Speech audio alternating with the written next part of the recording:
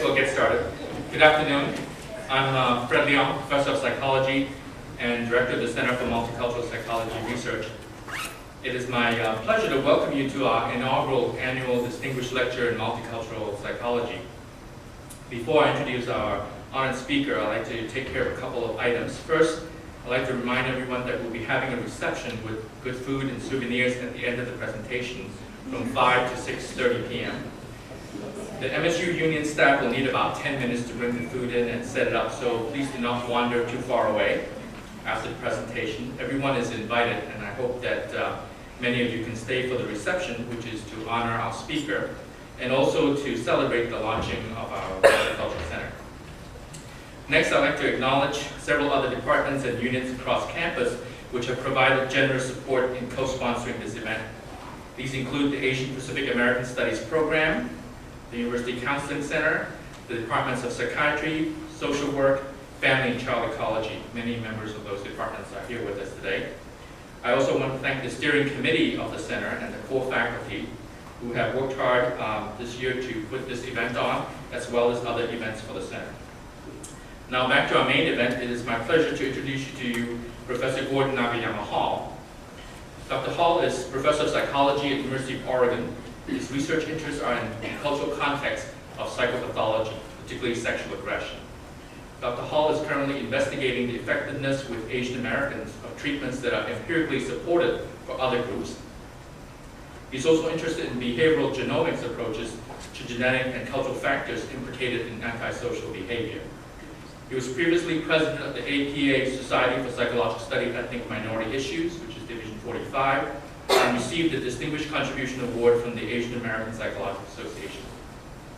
He's the fellow of the Asian American Psychological Association, the American Psychological Association, and the Association for Psychological Science. Dr. Hall is currently editor of Cultural Diversity and Ethnic Minority Psychology, Division 45 Journal, as well as the associate editor of the Journal of Consulting and Clinical Psychology. The title of his presentation is Cultural Context of Men's Sexual Aggression. Please join me in giving a warm welcome to Dr. Hall.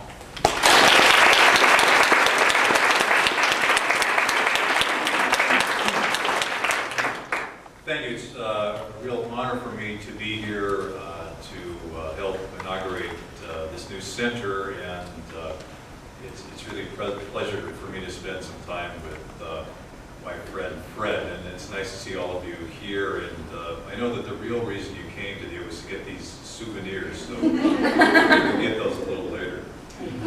Fred is a leader in the field in his own right, and I can't think of anyone more appropriate to lead this Center for Multicultural Research and Psychology. Fred has established himself as a leader in several areas of psychology, certainly in Asian American psychology. He's done the groundbreaking work in mental health and in career psychology, and then also, as you know, he was the youngest person ever to win the APA award for contributions in international psychology. So Fred is quite a scholar, and it's just a great honor for me to be here with Fred and with you today. Let me preface my next remarks in a cultural context. I'm going to be talking with you about loss of face, and the remarks I'm about to say may seem that they are causing Fred to lose face, but let me give you a little bit of context here.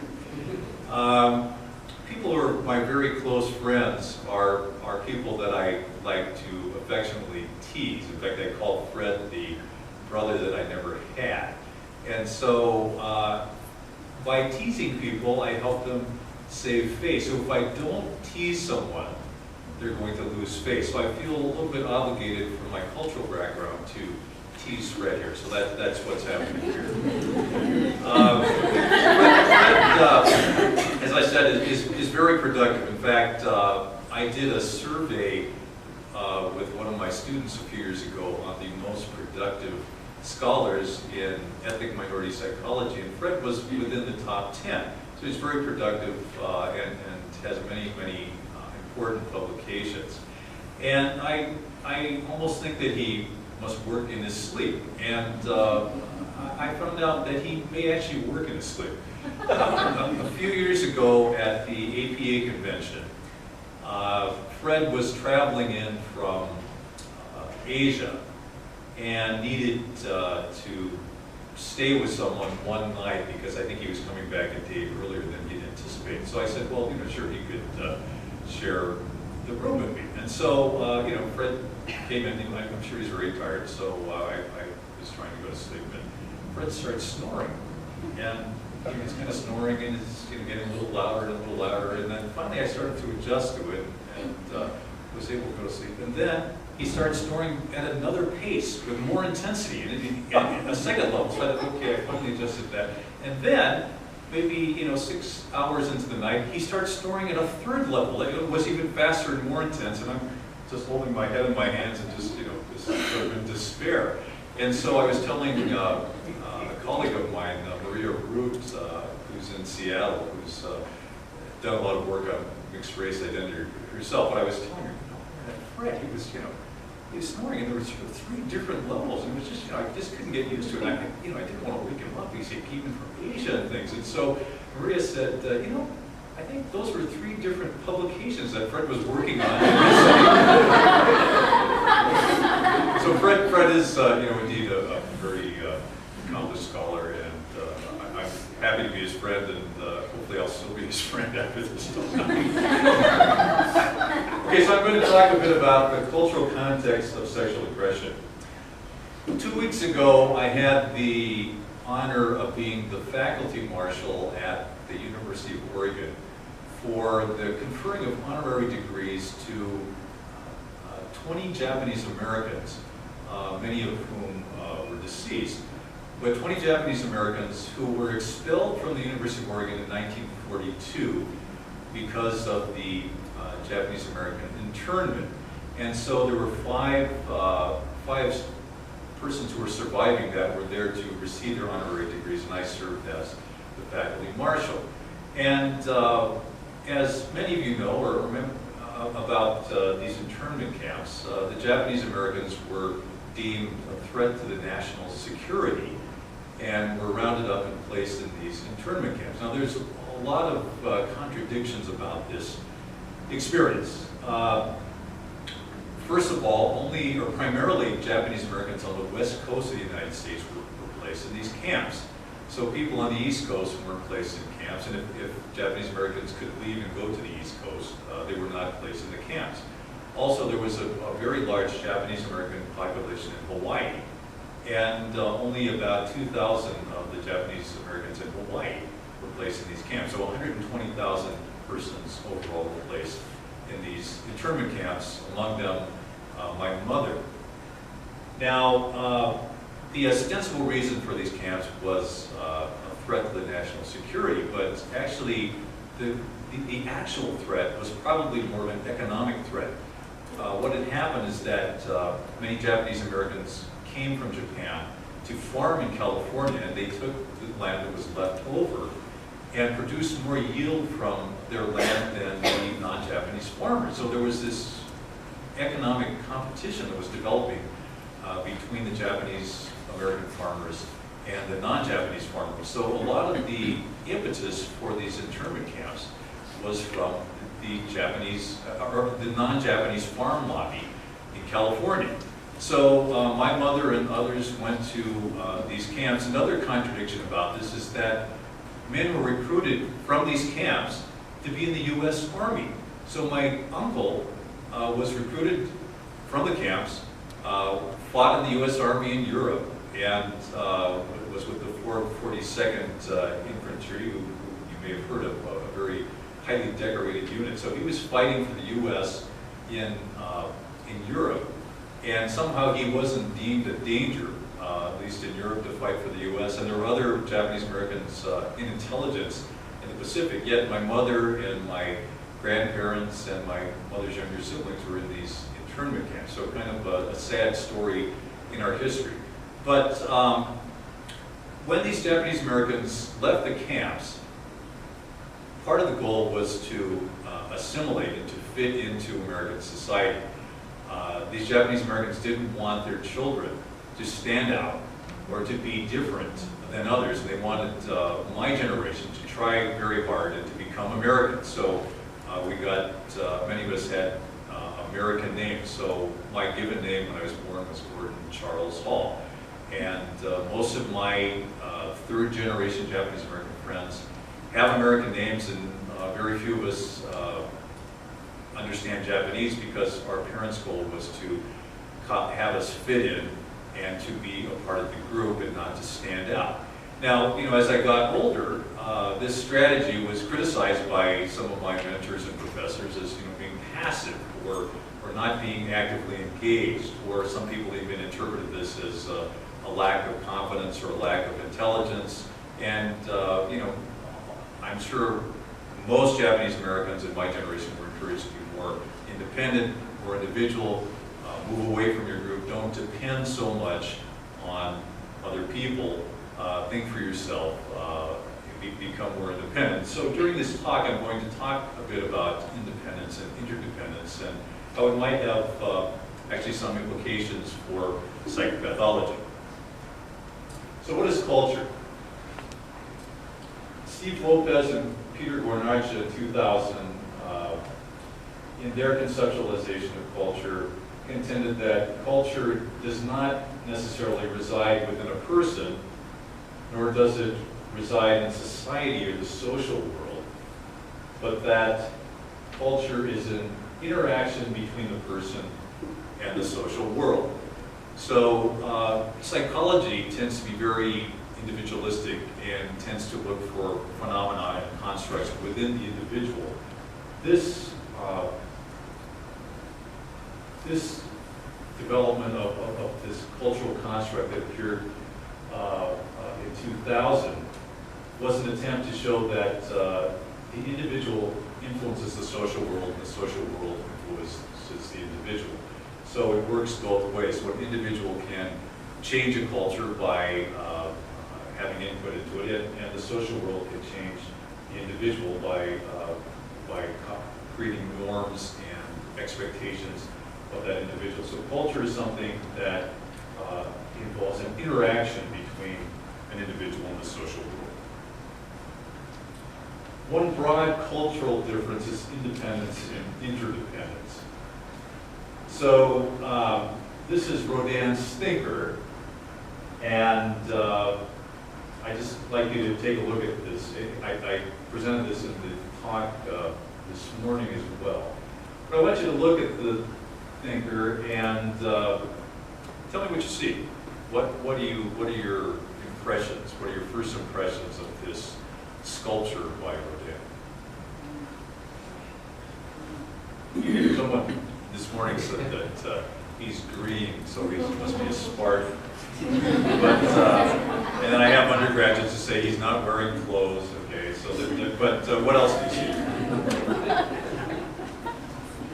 I'm sorry I took your answers, but what else do you see? Yes. He's alone. He's alone. Okay. Anything else that you see? Yes. He's in great physical shape. He's in great physical shape. Okay. Anything else that you might observe here from this? Yes. His texture seems a little purposefully rough. His texture seems a little Purposefully rough. purposely rough. He's not as smooth as a sculpture. Okay. Yes. He's out in nature, sitting on a rock. Out in nature, sitting on a rock. Okay. Right there. Part of him, he looks a little sad just with his body posture and anything much over. Okay. Might even look a little bit sad. Okay, so the focus here is on this individual and his thought processes, and there's not much context other than the rock. He's out there in nature, but you don't see much of nature. You see the finger. So I think this Rodin sculpture is a metaphor for independence, and I found this slide about independence. It says individuality. Always remember that you are unique just like everybody else. And it's interesting that there's this kind of intriguing website. It's called www.despair.com. But that's what I found here in terms of individuality.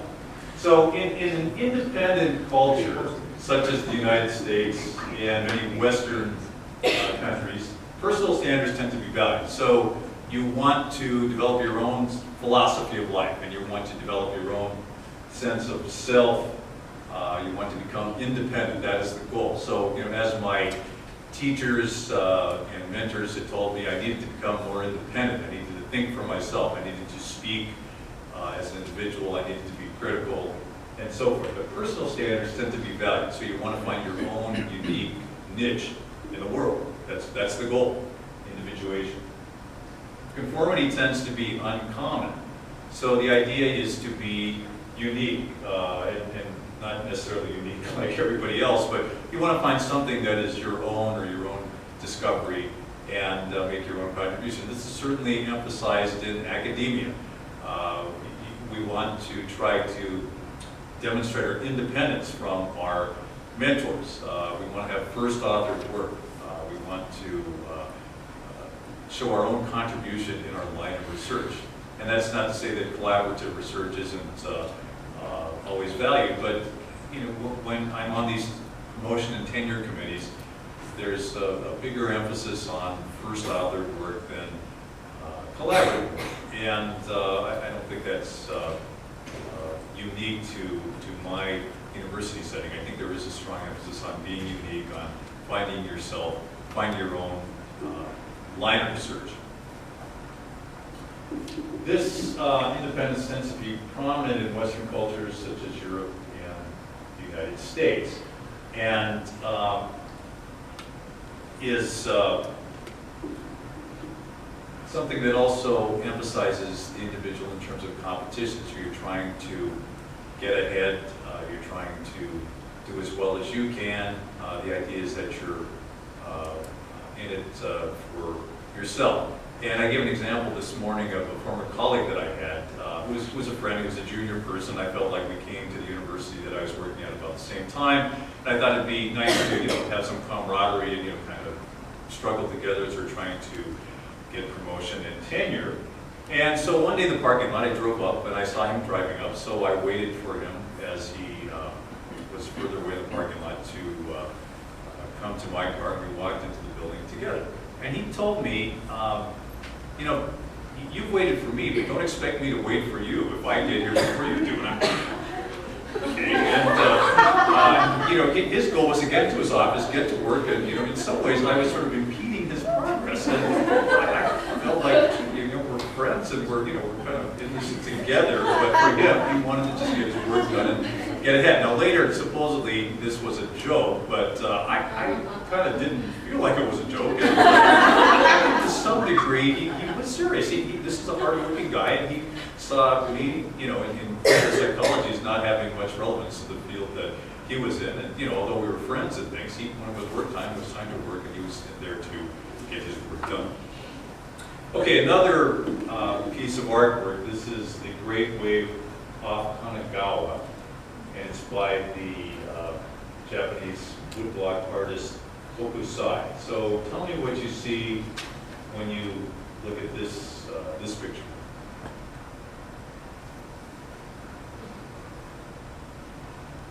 Motion. Yes, Motion. Joe. Motion. Motion, okay. Motion or ocean or both? I said motion. Okay, motion. Yeah, motion. Yes. I think there are people in the boat, but you can't really distinguish them.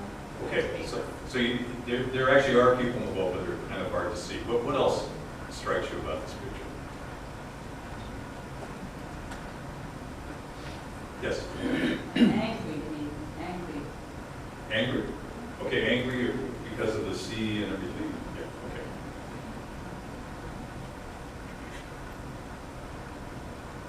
Anything else that strikes you about this? Yes?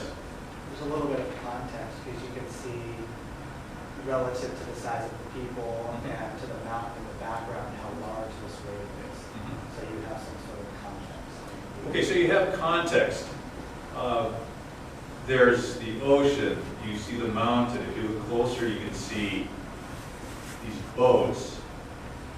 And if you look even closer than that, you can see people.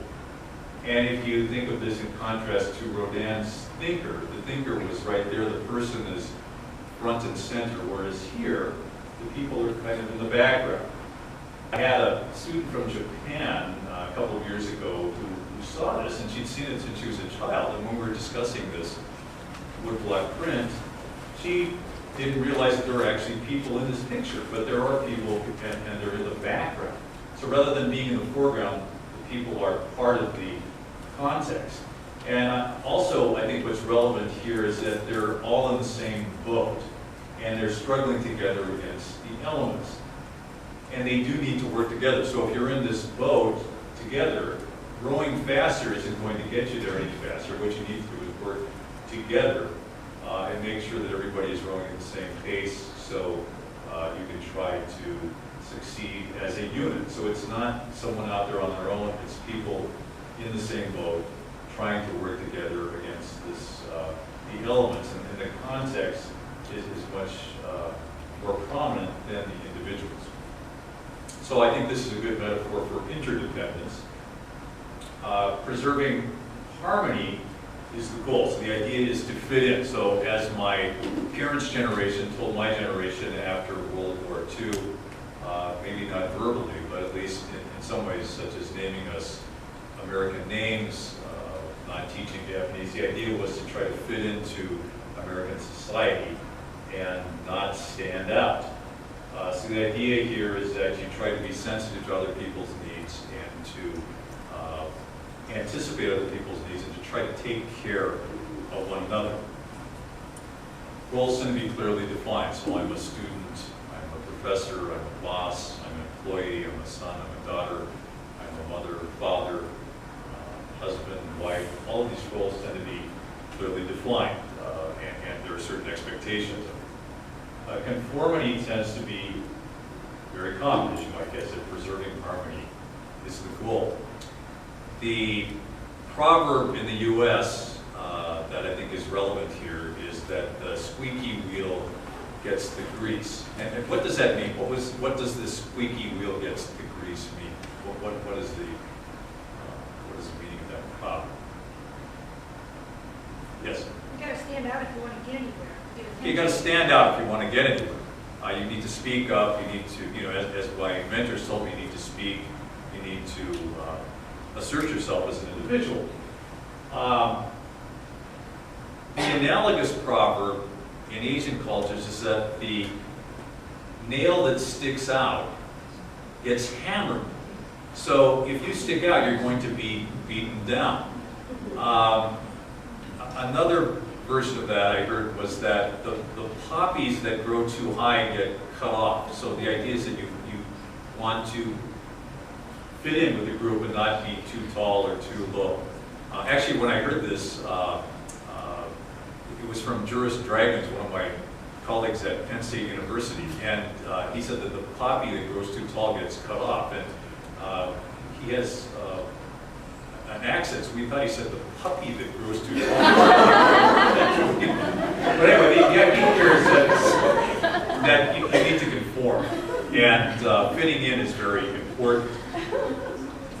So group standards are important, and this is common in East Asian cultures. So knowing who your reference group is, fitting in, that is important. Being part of a group is important. I think many Americans, including some Asian Americans, don't necessarily see themselves as part of a group or adhering to group standards. But in interdependent context, it's important to know who your group is, who the reference group is, and what those norms are. And often those norms are not always directly articulated. To give an example, my wife and I adopted our older two children from Japan, which is unusual. But there was all kinds of gift giving, or what's known as omiyage in Japanese, that was required here, and some other expectations that were all unwritten. And fortunately for us, we had a culture broker, another Asian American couple who had adopted children through this Japanese agency before we did. So first of all, there was an expectation that we give a gift to the doctor that delivered our children, and that makes sense. So what kind of gift do you think you should give a doctor that did something? This was seen as a real service and something that allowed us to have a baby. So what do you think a reasonable gift would be for a Japanese doctor that delivered a baby for you? Food. Food? Bottle of wine. Wine? Okay, you're closer.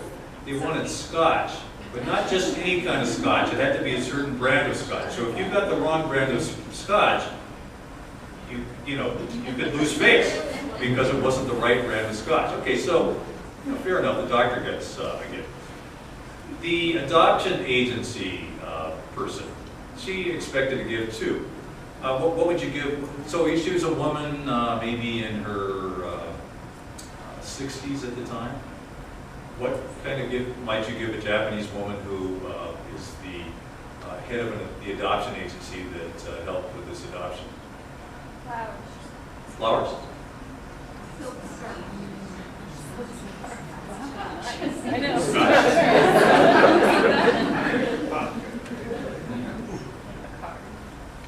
A card? Okay, well, she expected a handbag, and not just any kind of handbag, a designer handbag. And mind you, this was after we paid thousands of dollars for the adoption as well as to take the trip over there and stay in Japan. So, this is not, it's not as if we hadn't paid money before this. She wanted a special designer handbag. Okay, so we found out what kind of handbag she wanted, and we got the handbag. Okay, there's more. The hospital staff that delivered our kids, we didn't ever meet them or anything. What did they want? Well, they wanted a certain kind of candy, and it had to be, again, a certain kind of candy, otherwise we could be inadvertently insulting them. Okay, there was more.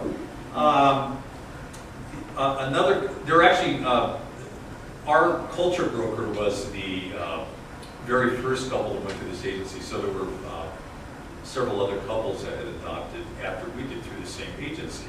And so the most recent couple that had gone to Japan adopted their kid, and this is a whirlwind experience. It takes about 10 days. You go through, there's medical examinations, you're getting a visa, you're going to the embassy, you're doing a lot of traveling, all kinds of work. That's very exhausting. And then, plus this long trans-Pacific trip to and from Japan. So the couple before us had gone through this adoption procedure, and they were pretty exhausted. They were Asian Americans, and so at the end of the trip, they had sweatpants and sweatshirts on. And so we got word, again through the culture broker, that this couple was seen as kind of lower class because they were wearing kind of cheap clothing. And so we were instructed to wear nice clothing all the time. Anytime we were in public, we had to wear, I was wearing a tie, it was 80 degrees, 80% humidity, and we had to wear, we had to dress very nicely so we wouldn't lose face for the other American couples in the future who might adopt children. So, there are all of these unwritten requirements. So, as you can see, these requirements could be seen by some as burdensome, but these are all unwritten requirements that were expected of us and that we needed to know. So, this is part of preserving harmony, always being sensitive to the other, and preserving face is very important in interdependent cultures. Excuse me, can I ask a question, please? Yes? So the doctor gets a gift, the broker gets a gift, they hear all these people who get gifts. Can you tell me what the gift was to the mother who actually carried the child for 9 months and literally delivered it? Okay, so what was the gift to the mother? That's an excellent question. What do you think it was? Nothing. Nothing what? Why? Yes. Well, because she's probably a person of shame or she wouldn't be giving up her child. Yeah, that's exactly right. It was nothing, and I'll tell you why. It did involve shame. There's a family tree that people in Japan have called a koseki, and my two older children have different birth mothers, in the process of adoption, our two children were removed from the family tree, so they essentially don't exist. So we got a statement from each birth mother saying that they would like for their children to have a good home, and they learned a bit about my wife and me, and they were happy that their children could have good homes. But we didn't have any contact with those birth mothers. And if we did, I mean, that would be a source of shame. And not only a source of shame for her, but for her own family. And it could jeopardize her opportunities for more education, to get a job. It could not only jeopardize her opportunities, her children's opportunities, her husband's opportunities. Basically, our children are assumed to no longer exist. So if we try to contact that woman, or these two women with a gift, that would have been a sense of shame. They would lose face by getting this gift. You know, now my oldest is 15 and my second is 12. If they wanted to seek out their birth mothers, you know, we have the information to do that. But it would be a source of shame. These two children are assumed not to exist officially, you know, in these records.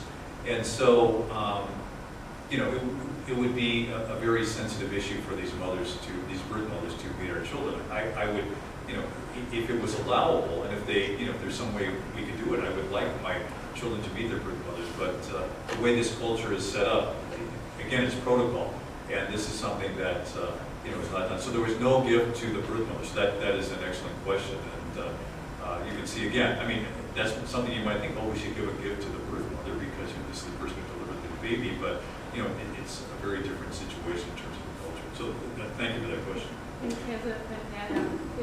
Does that shame that happens to the birth mother extend to the father?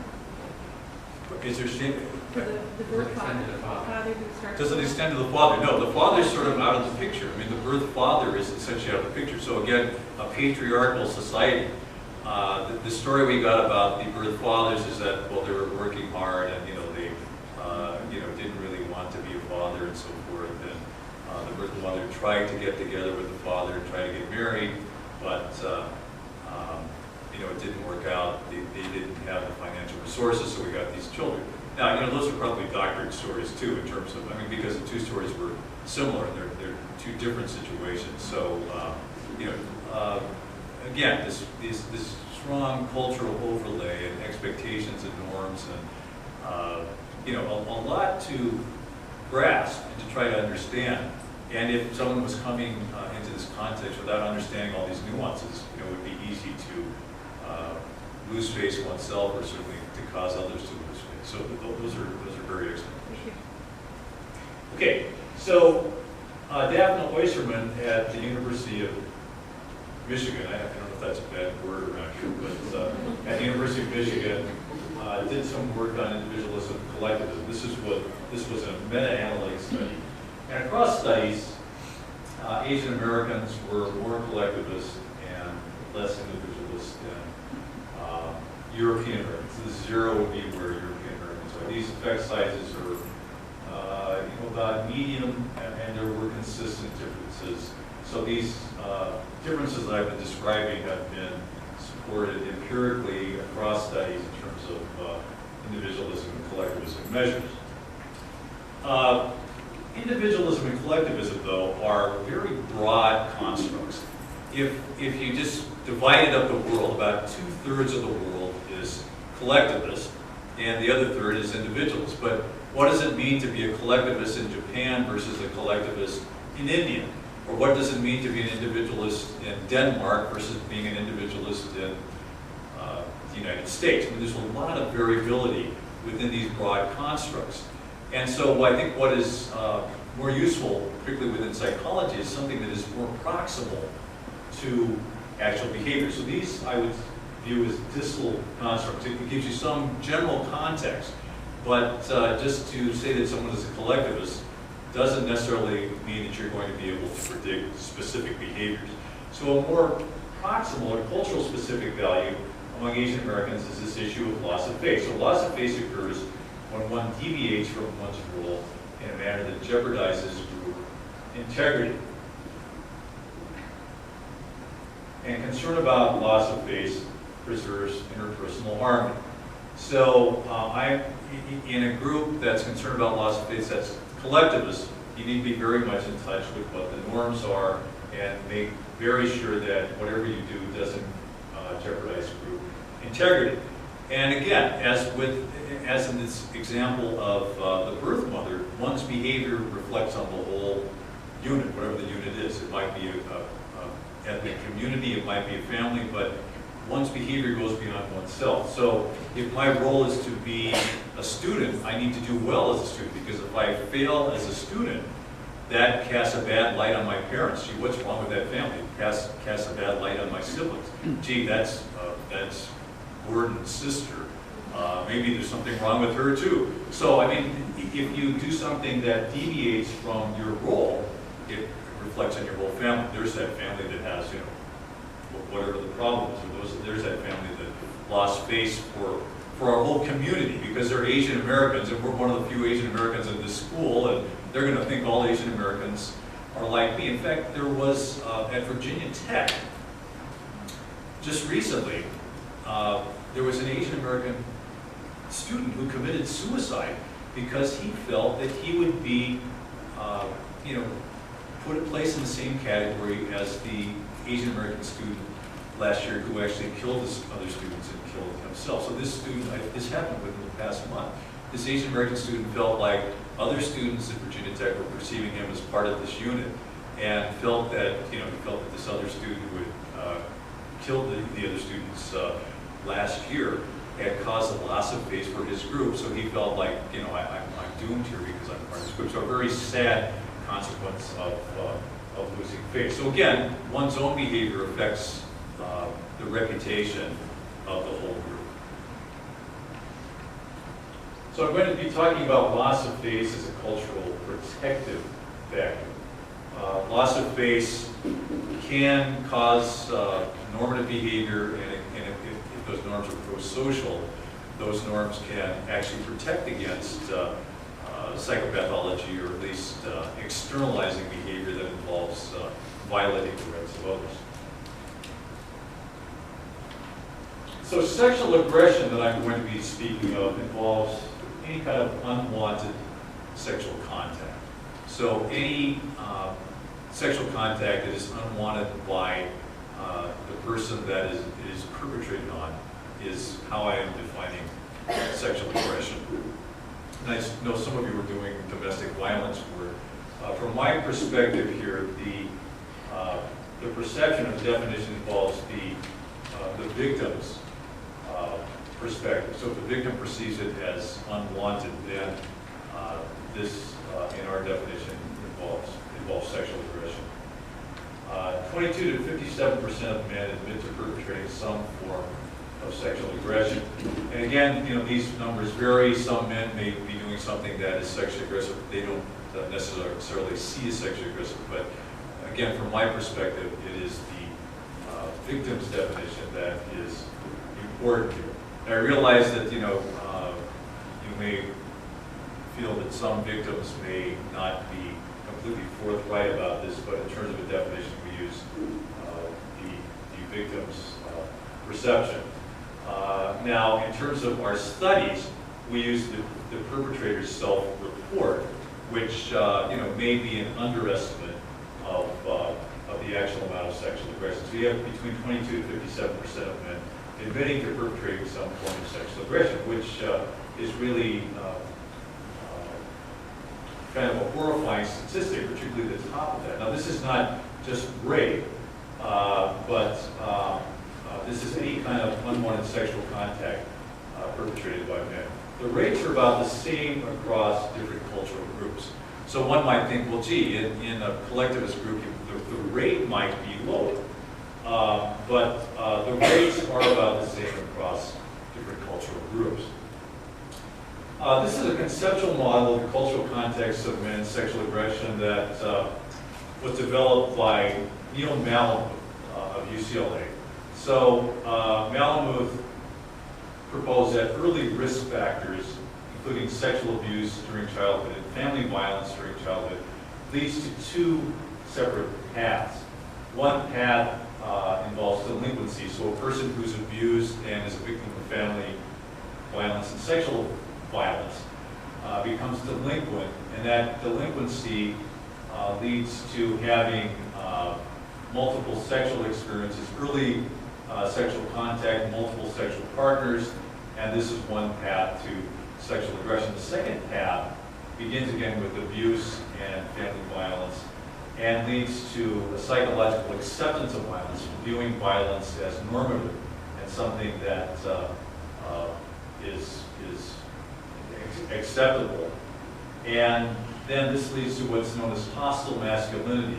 So it's a tendency to see women as adversarial in their relationships with men, feeling generally hostile toward women, feeling that women are trying to get ahead at men's expense. So these hostile masculinity attitudes lead to sexual aggression. So this is known as Malmus' confluence model that involves these two separate paths. In our work, we wanted to examine different moderators. So between group moderators included ethnic group, and in this study we included Asian Americans and European Americans, and we also wanted to examine minority status. So could it be that a person who's a part of an ethnic minority might displace their anger as a minority person onto someone less likely to retaliate, such as they're a victim of sexual aggression. So these men who are minorities may not be able to directly retaliate against those who discriminate against them because the person is in a place of power. So the theory is that a person might displace their aggression onto someone who is seen as weaker or less likely to retaliate. So minority status may have some moderating influence on this model. Also, we examined within group moderators, loss of face is one, perceived minority status is another. So how does a person perceive themselves? Even if they're part of a minority group, they may not perceive themselves as having been discriminated against or being part of a minority group. Or in Hawaii, for example, Asian Americans are the majority. So maybe they don't perceive themselves as a minority, or maybe they do because of the relative power structure in our society. So what could be a numerical minority, but a numerical majority, but a minority in terms of power in society. And we also examined ethnic identity, how strong someone identifies with their ethnic group. So we added these between group and within group moderators to Neil Malinois' confluence model of sexual aggression. So this is a study that my colleagues and I conducted. It was published in 2005. And we included men from Pennsylvania, California, Washington State, and Hawaii. And these are the ends of the different groups. Why do we include Hawaii? Well, it's a nice place to travel, but Asian Americans are a part of a numerical majority in Hawaii. So we wanted to examine Asian Americans in the context in which they were part of the numerical majority to see if that had some bearing on their sexually aggressive behaviors. Mainland Asian Americans are part of a minority group, and so we wanted to examine a numerical minority group and two numerical majority groups, i.e. European Americans and Hawaiian Asian Americans. Okay, so we administered a battery of self-report measures, including measures of loss of face and sexual aggression. And sexual aggression was measured by Mary Costa's Sexual Experiences Survey, and we found no differences here. I mean, the rates of sexual aggression were essentially the same. These are not statistically significant differences.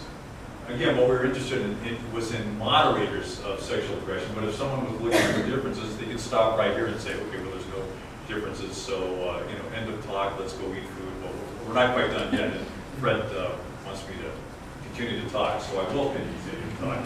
But the interesting part of these data are not differences in behavior to me.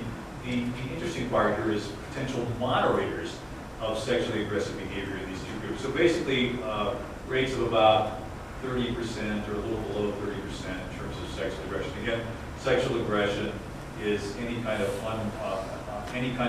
sexual behavior that's unwanted by a person who was a victim. Okay, Nolan Zane, a colleague of mine, developed the loss of face questionnaire, and these are some examples of questions in this measure. I hesitate asking for help because I think my request will be an inconvenience to others. Again, trying to make sure that my own behavior doesn't cause someone else to lose face. I do not criticize others because this may embarrass them. I see I may be in error before commenting on something. I try to act like others to be consistent with social norms. So these are all elements of trying to save face. Now, if you read this, you might think, well, gee, this seems to be a somewhat immature way of behaving, or an immature level of development.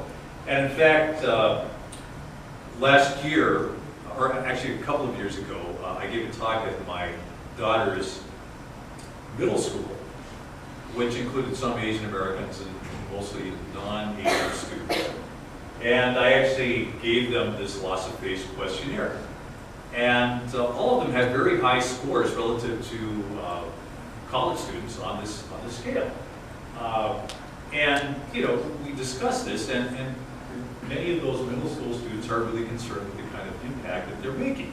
So one could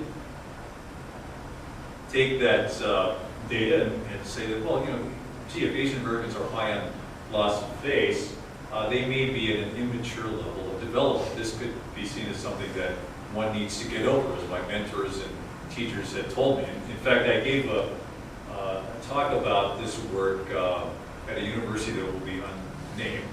And I was talking about the effects of loss of face. And there was a person in the audience who supposedly had studied Eastern philosophy, and Eastern philosophy was the basis of their model of psychotherapy.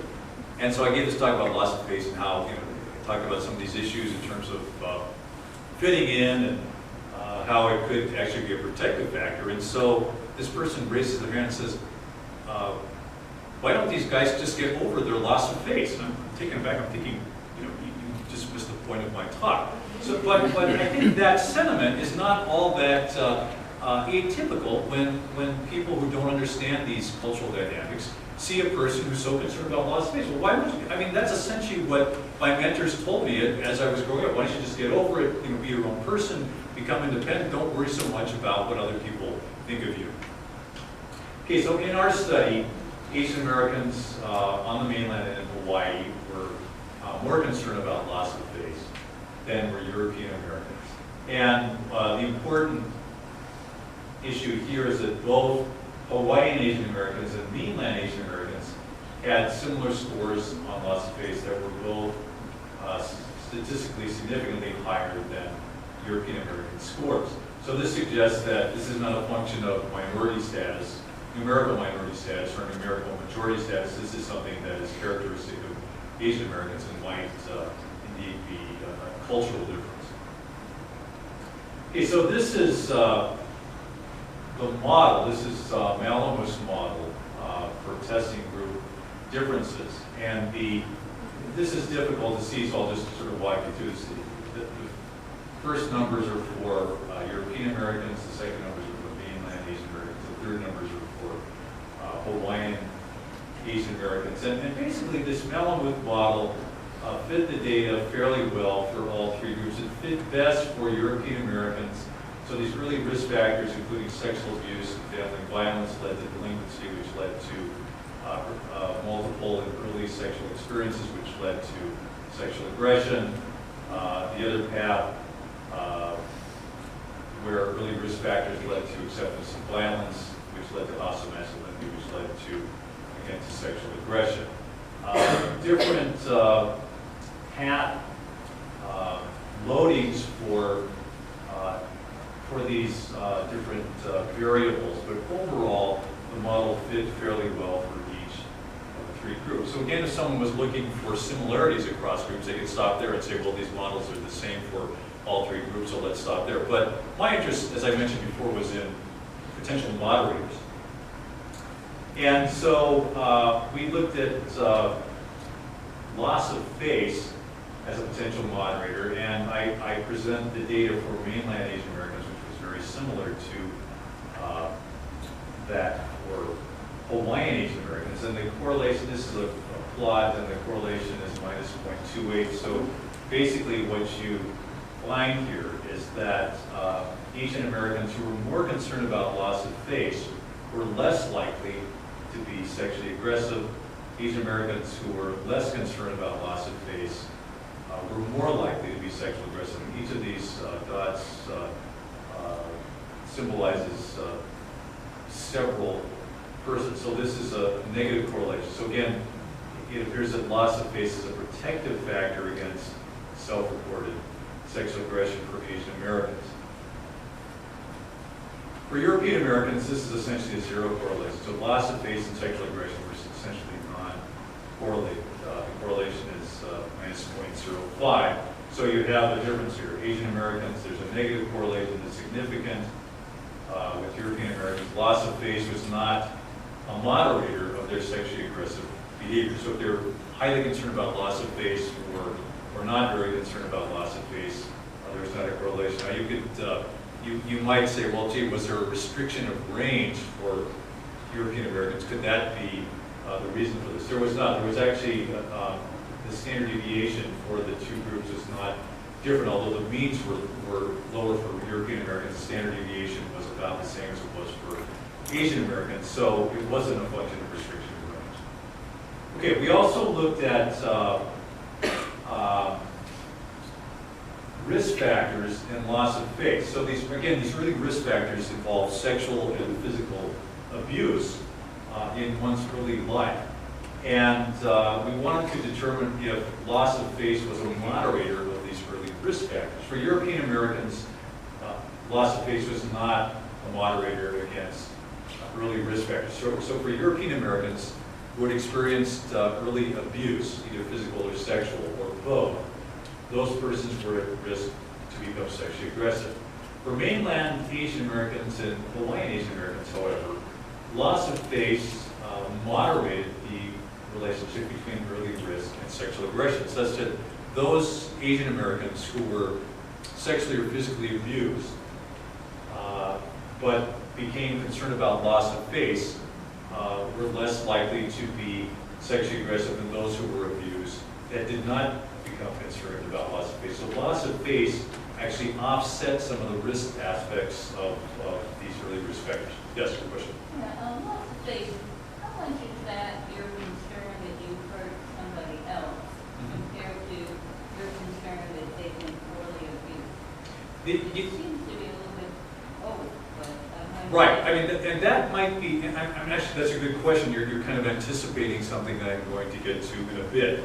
A person could complete that questionnaire in a way that involves self-image. So how do I appear to others?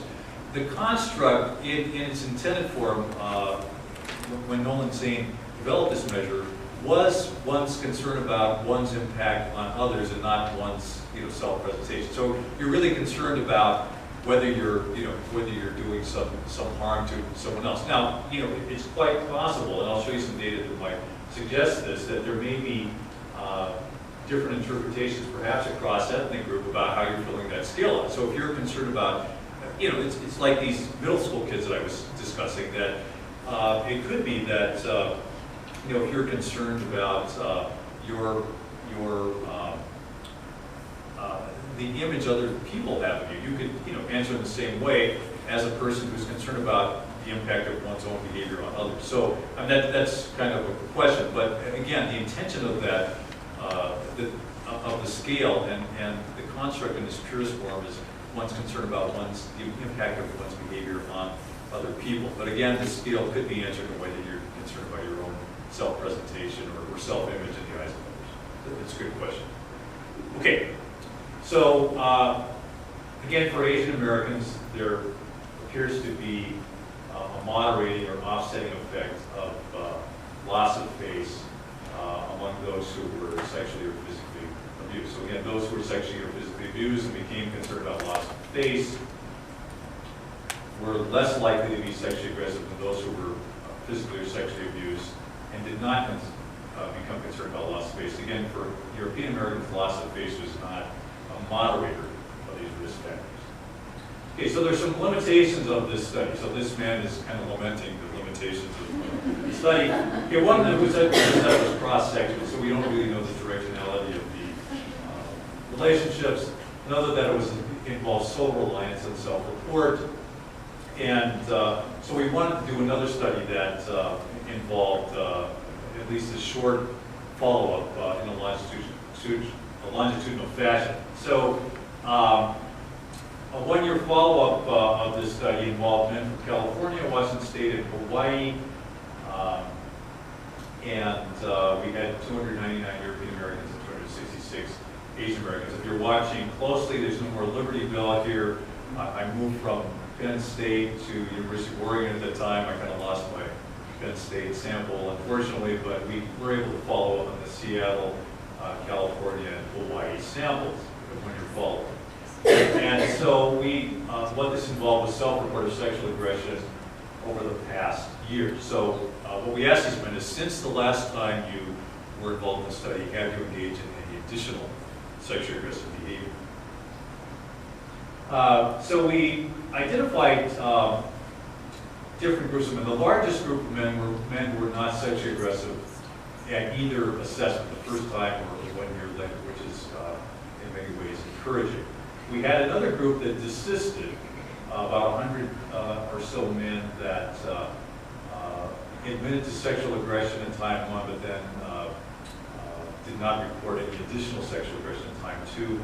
We had initiators, men who weren't sexually aggressive at time 1, but reported some subsequent sexual aggression in time 2, and then persisters who reported having engaged in sexual aggression at both time 1 and both time 2. So these are the groups of men who are sexually aggressive. Risk factors for sexual aggression at time 1 for time 2 sexual aggression were, again, early family violence, acceptance of violence, hostile masculinity, and delinquency. So all components of Neal-Mallows model. So these were all time 1 risk factors for sexual aggression at time 2. Again, consistent with the general model. So again, if you stopped here, you would say, okay, well, the general model works for everybody. We also wanted to examine loss of face as a cultural protective factor against sexual aggression. And for Asian Americans, but not for European Americans, time 1 loss of face offset the time 1 risk factors for time 2 sexual aggression. So these risk factors for Asian Americans, so Asian Americans who had a history of early family violence began to accept violence as normative, developed a hostile masculinity toward women, or a hostile attitude toward women, and engaged in delinquent behavior, different rule violations. Those who engaged, or those who had those risk factors, but became concerned about loss of face for those men offset these risk factors, but only among Asian Americans. Okay, now, as I said, one of the limitations of our previous study was that it was all self-reported. So we wanted to develop a laboratory analog of sexual harassment. And I think some of you in the audience study sexual harassment. We wanted to do this in a way that was ethical, of course. We don't want to, actually subject someone to sexual harassment that might be harmful to them in a laboratory situation. So how would you do that? How would you develop a laboratory analog of sexually harassing behavior? Something you could actually observe and measure in a lab situation, but at the same time be ethical. What would you do? Any thoughts on this?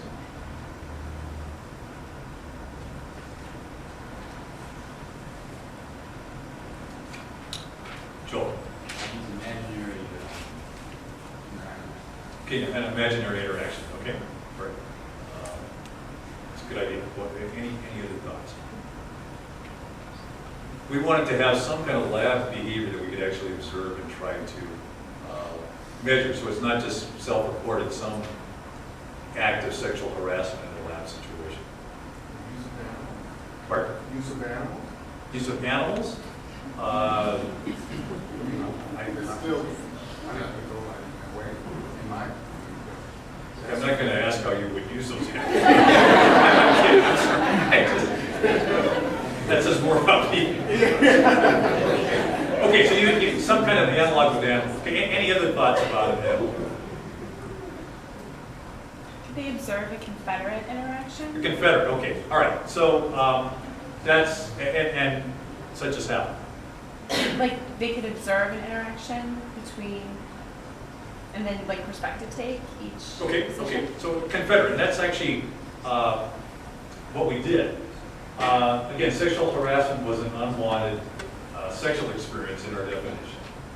And so the participants must have an opportunity to create an unwanted sexual experience for another person. Again, something that is ethical. And again, we don't want to actually harm the person, so we actually did use a Confederate who had agreed to be in the study and participate in this analog. So our analog involved a female student who was a Confederate who was depicted as strongly disliking sexual material. How did we do this? Well, we had a bogus rating scale. We had some handwritten information that said that this person strongly disliked any kind of sexual material in the media. So the person was really disliking sexual material that, and felt that the media just presented too much sex. There's too much sex on TV. There's too much sex in the media, and ostensibly had written something about this.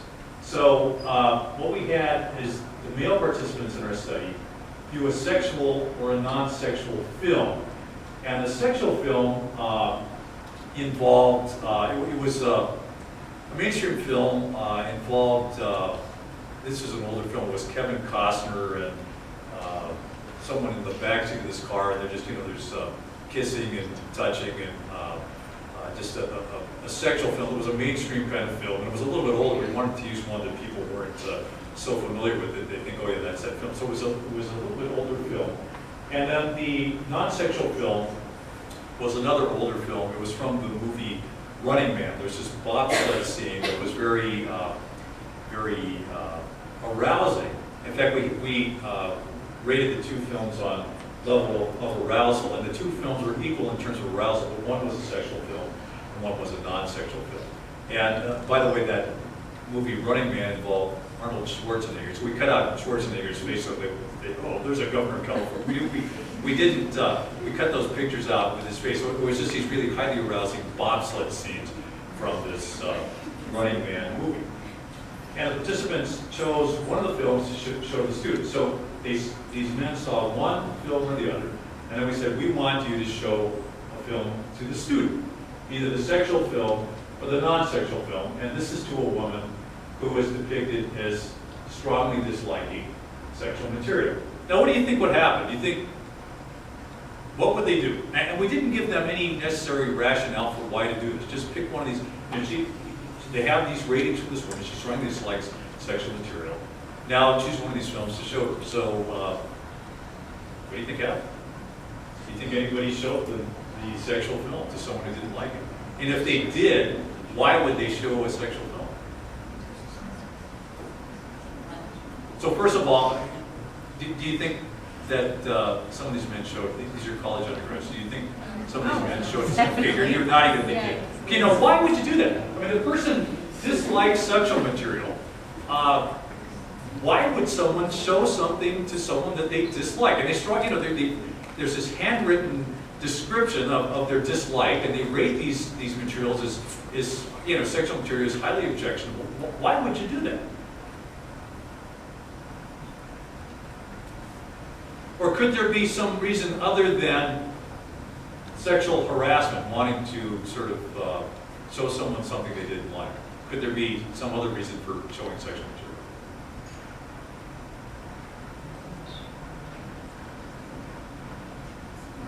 Okay, I'll let you think about that for a bit, and I'll show you what the results are. So, in this persistent sexual aggressor group, so these are the men who admitted to sexual aggression at time 1 and at time 2.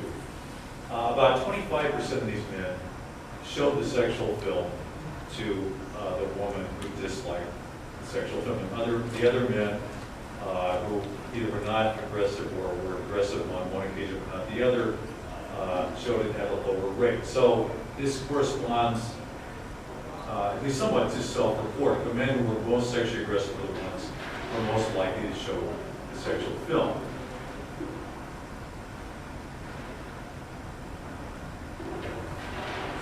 Again, I wanted to examine loss of face as a potential moderator or cultural protective factor. So, loss of face reduced the likelihood of showing a sexual film for Asian Americans and for European Americans. So, as I told you before, in terms of self-report, loss of face was a protective factor or a moderator only for Asian Americans. Now, in terms of showing this film, Asian American and European American men who were concerned about loss of face were less likely to show the sexual film to the Confederate than men who were less concerned about loss of face. So loss of face tended to suppress film showing for both groups. So why do we have loss of face operating as a general factor now where it seems to be culture specific for self-reported sexual aggression? So this is lab behavior versus self-report. For Asian Americans, self-report and lab behavior seem to be inhibited by loss of face. In this instance, European Americans who are concerned about loss of face were less likely to show the sexual film. So what's going on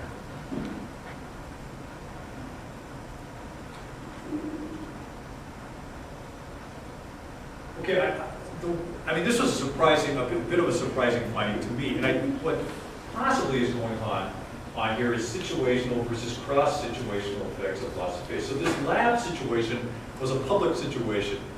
They were showing this sexual film to this other woman student who was a Confederate, who they thought was a student. And also, the experimenter learned about what their film they chose as well. So there's this public situation in which European Americans inhibited their sexual harassing behavior, if you want to call it that, namely showing the sexual film. So this may get at what the question was over here about sort of self-impression versus a genuine concern about loss of face, where you're harming another person. So because with Asian Americans, this seems to be cross-situational, both in terms of self-report and in terms of this laboratory measure, it seems that this is something that's more of a cross-situational factor that may influence behavior across situations, whereas for European Americans it was more situationally specific and perhaps may have a different meaning for Asian Americans than for European Americans. But kind of an interesting finding. But nonetheless, loss of face was a moderator of men's showing of the sexual film. Okay, so some implications. So theoretical models of psychopathology may be enhanced by the addition of cultural moderators. So again, as I was discussing before, if we just took those models, those Malamud models, and stopped there and said, well, gee, these models tend to fit across groups, and they did, and they fit pretty well. But if you weren't attuned to moderators, you'd be missing a lot of the strength of the data. Also, if you just looked at group differences, you could stop there. Well, there's no group differences in sexual aggression, therefore the groups must be the same on every other variable. Well, that was certainly not the case in my data. So it's important to consider what cultural moderators might add explanatory power to models of psychopathology. Secondly, for ethnic groups that are interdependent, group norms may be important in regulating behavior.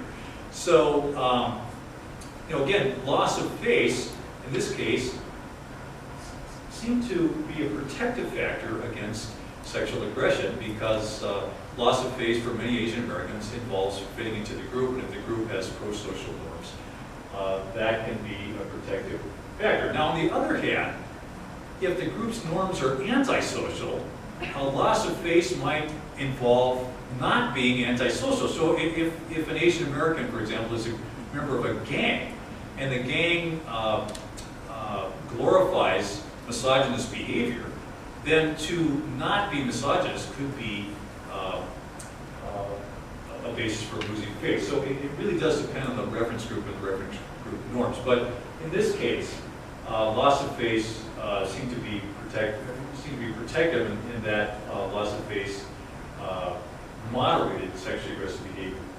Finally, acculturation is not necessarily the optimal solution for regulating behavior. So in this case, these Asian American men, many of whom were second and third and even fourth generation Asian Americans,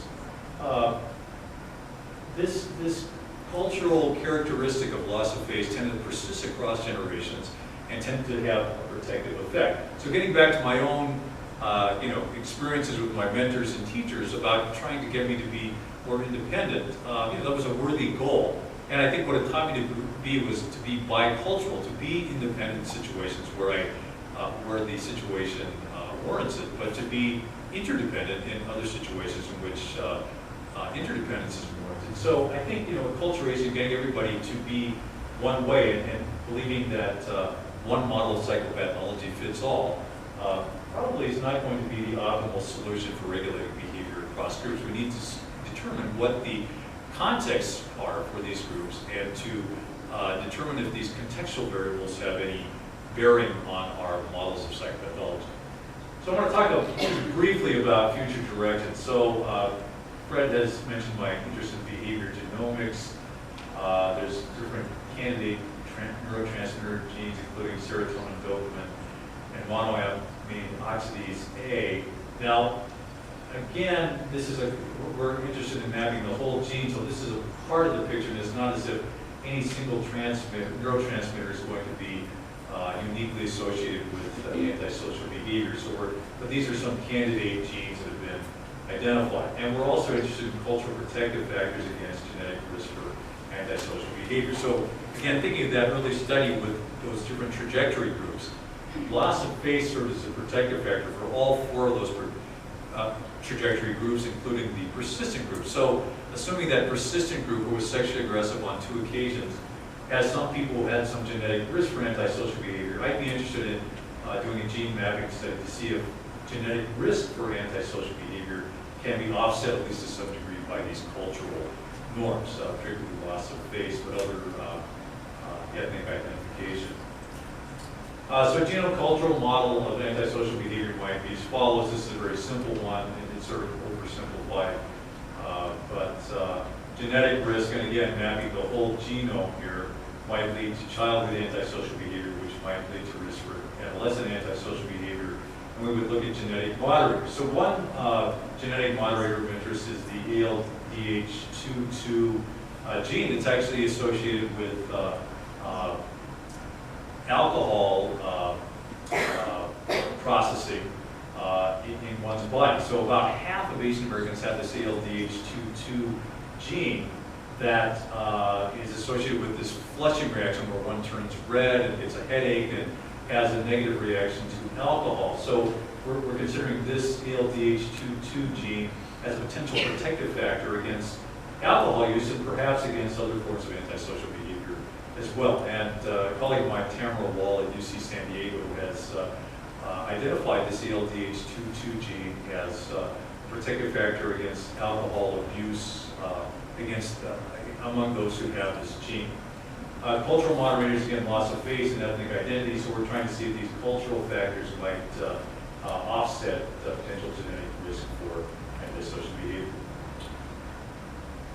This is, again, is a simple model. So if someone has a genetic risk for antisocial behavior, and antisocial behavior actually occurs, that might suggest a stronger genetic influence. If one has a genetic risk and no antisocial behavior occurs, that might suggest a stronger cultural influence.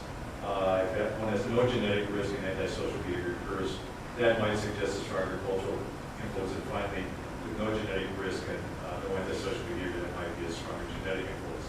This is very simple, and this is a sort of an overview, and I feel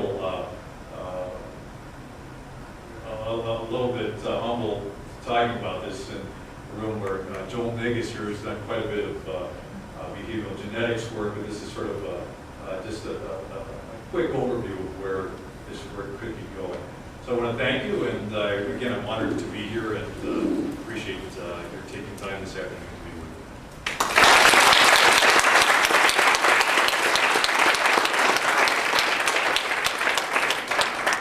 I think Fred said there's a little bit of time for questions and answers here, so if anyone have any questions?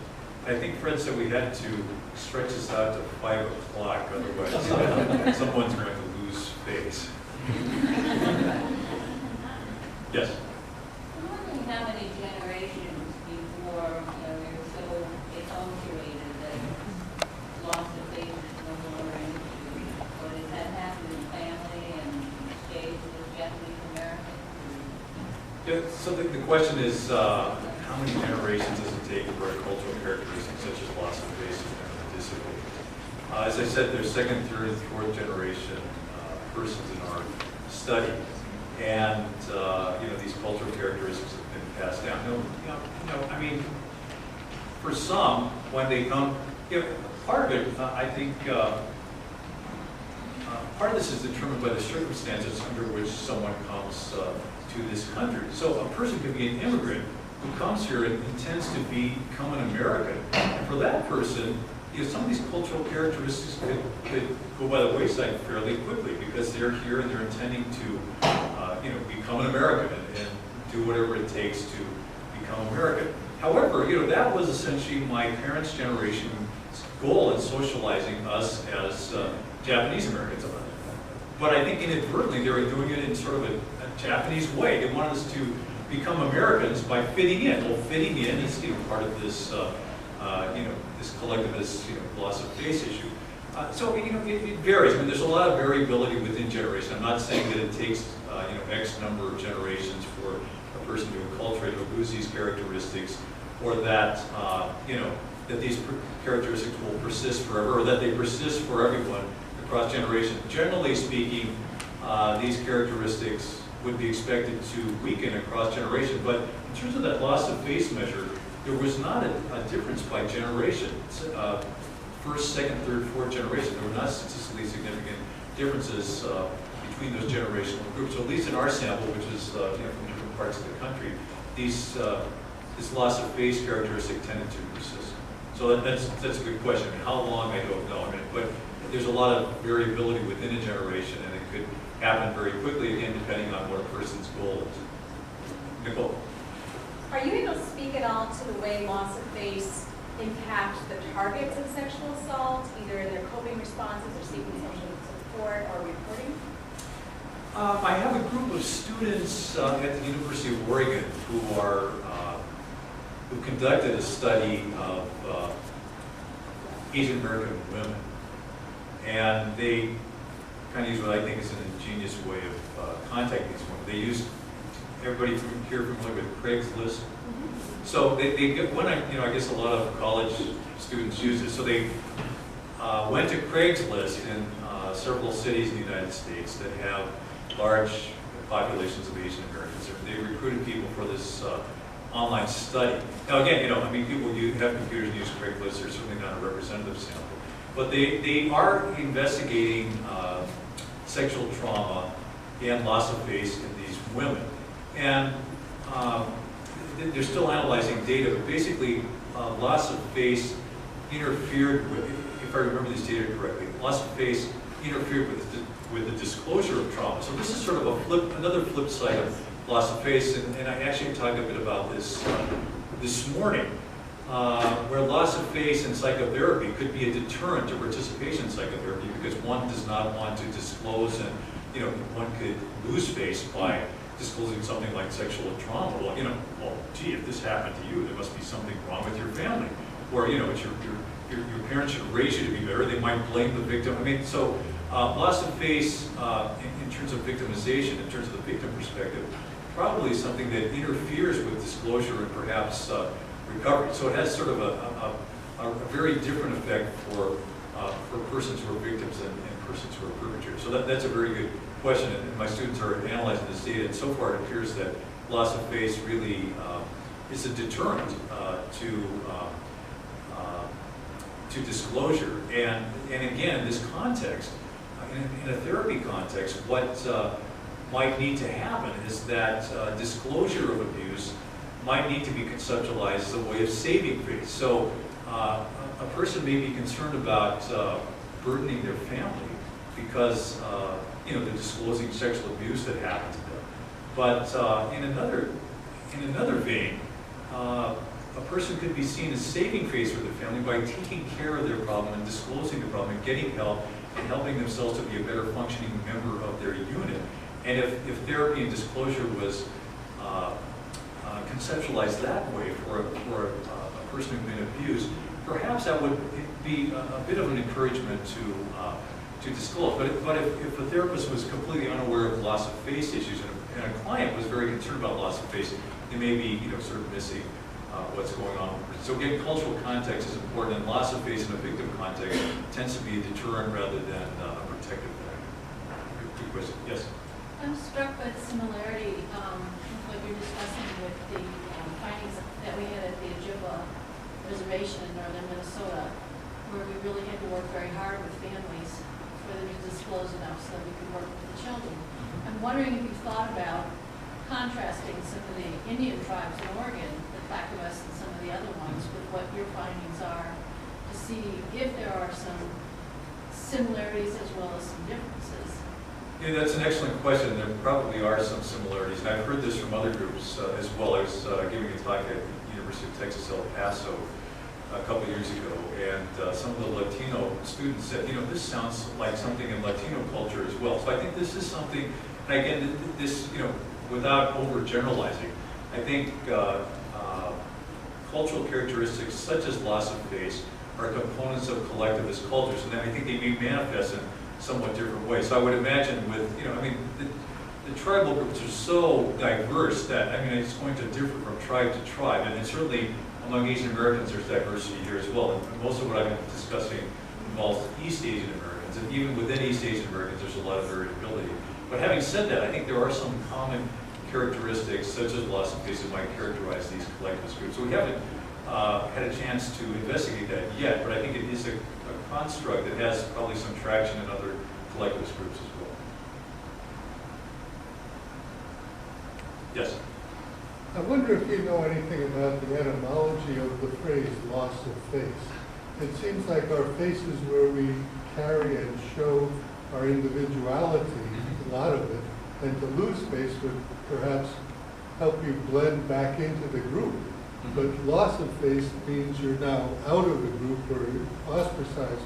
It seems just sort of opposite, literally speaking, opposite what its effect was. So I was wondering, maybe it's a mistranslation of the Japanese term or something. Do you know anything about where that comes from? Look at that. So losing face would cause one to kind of blend back in. The idea here, there's issues of face involves your participation in the group. So there's what's known as public face and private face. So face involves the group norms, how you operate in public, how you try to conform to these cultural expectations. So it is a very public kind of thing. So you want to save face, and you want to be a participant in this group. So face in that sense is showing showing publicly that you know what the norms are, and not standing out, but not standing out in a way that you're unaware of the. You would stand out if you were unaware of what face meant. So face means to treat people with respect. It might mean bowing in Japan. It might mean gift giving. You bring a gift. As I was talking about gift giving, omiyage. All of this is very public behavior. So that's where face comes in. So it is something that's very public. So to not have face would be to not be a participant and not to participate in these cultural norms and so forth. But that is an interesting idea. That if you lost face, you could kind of blend back in. But in this context, losing face would be not to participate as a member of the group, but to be pulled back like that would be, well, this person isn't holding up their part of the group, so gee, Gordy over there isn't getting good grades, so he's doing something that's shaming us, so he's not holding up, he's not saving face for us. So we just withdrew and tried to hide.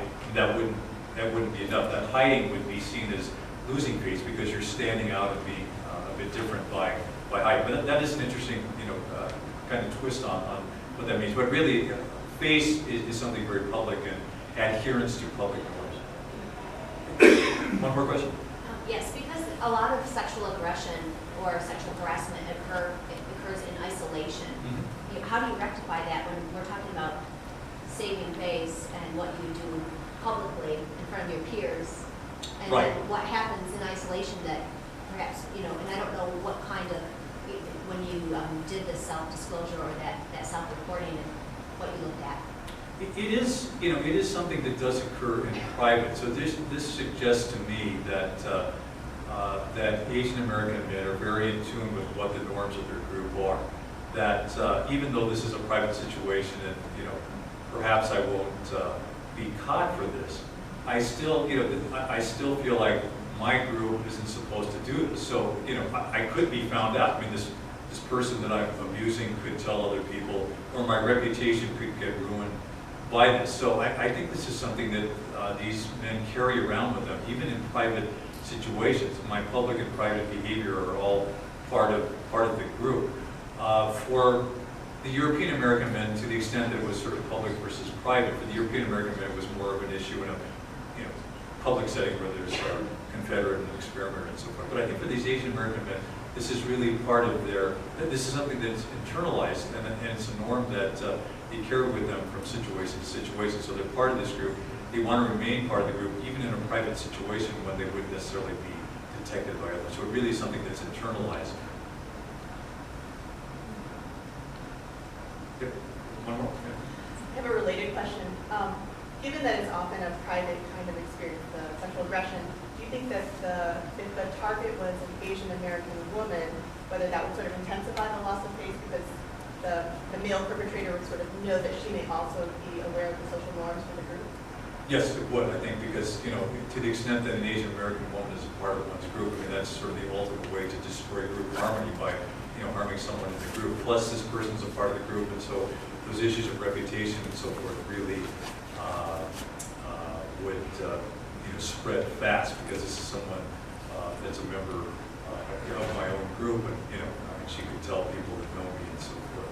You might think, well, gee, I mean, so without group aggression, that doesn't really matter because it's not going to cause me to lose face. But even without group aggression, I mean, there's this issue of being a minority person, and as I talked to you about, Japanese Americans trying to fit in.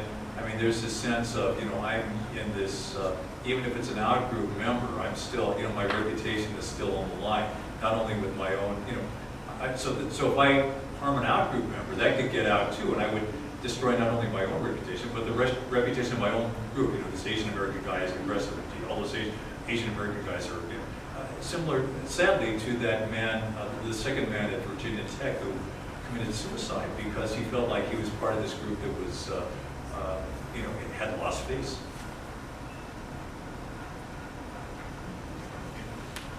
Thanks, Gordy.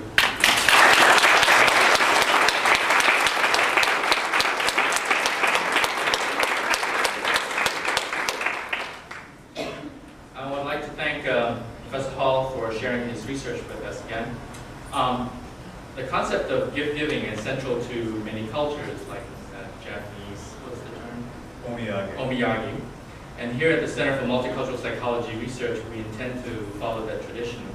Therefore, on behalf of the center, I'd like to provide a small gift of appreciation to Gordy as a token of appreciation and a memento of his visit to the center.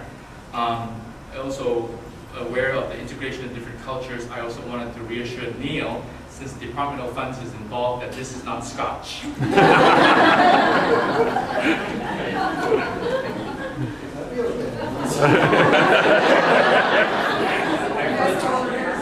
This is actually a clock, and on this clock there's a recording of Fred snoring.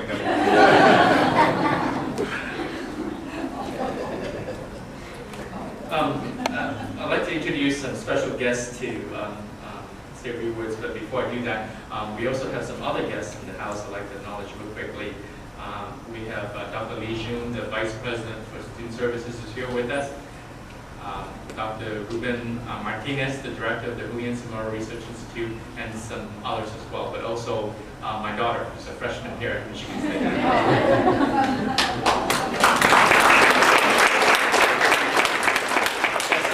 As I had mentioned, we have organized a reception to honor Professor Hall and also to celebrate the official launching of the Center for Multicultural Psychology Research. To mark this special occasion, I'd like to have the people who have provided the funds for establishing the center come say a few words of welcome. I'd like to begin with Dr. Neil Schmidt, Chair of the Psychology Department.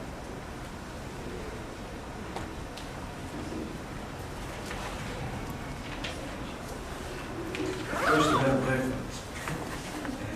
I'm very happy to welcome all of you to the inaugural distinguished lecture and reception in multicultural psychology.